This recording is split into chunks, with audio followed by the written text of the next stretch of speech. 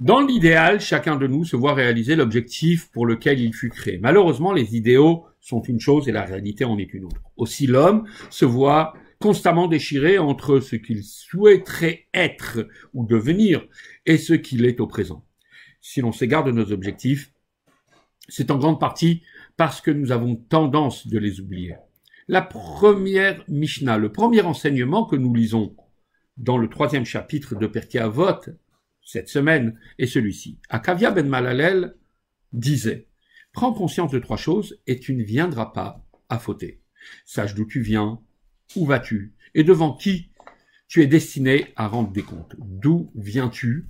D'une goutte répugnante. Où vas-tu? Dans un lieu de poussière et de vermine. Devant qui tu devras rendre des comptes?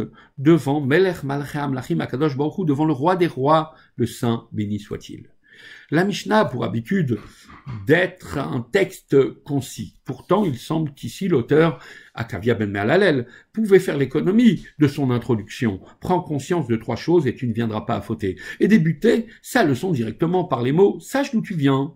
Une goutte répugnante, etc. En quoi le fait de citer le nombre 3 nous apporte-t-il quelque chose?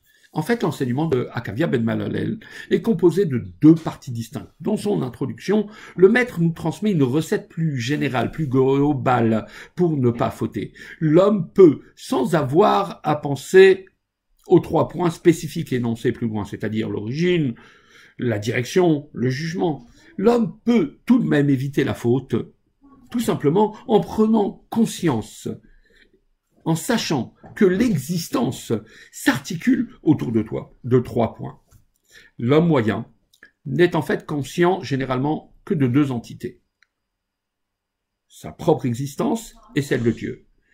Ainsi, il ressent, comme l'affirme le Talmud, qu'il n'a été créé qu'il n'a été créé que pour servir son créateur. Notre Mishnah nous indique qu'il existe en fait une 3e entité que l'homme ne peut ignorer. Cette entité, c'est le monde, l'espace où le service de Dieu devrait s'inscrire. La création du monde et l'incarnation de l'âme dans un corps ont pour but de réaliser le désir de Dieu d'avoir une demeure dans les dimensions inférieures. Dira betartonim.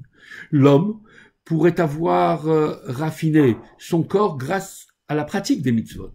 Mais tant qu'il ne prendra pas en considération le 3e élément, le monde, le désir divin ne sera réalisé.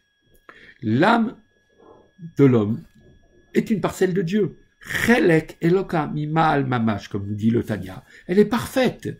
Elle n'a donc pas besoin d'être raffinée ou élevée. La seule justification de sa descente sur terre est la réalisation de la mission suprême de transformer ce monde et d'y révéler la divinité. Être conscient de l'enjeu de cette mission, de notre mission, suffit alors pour ne pas fauter.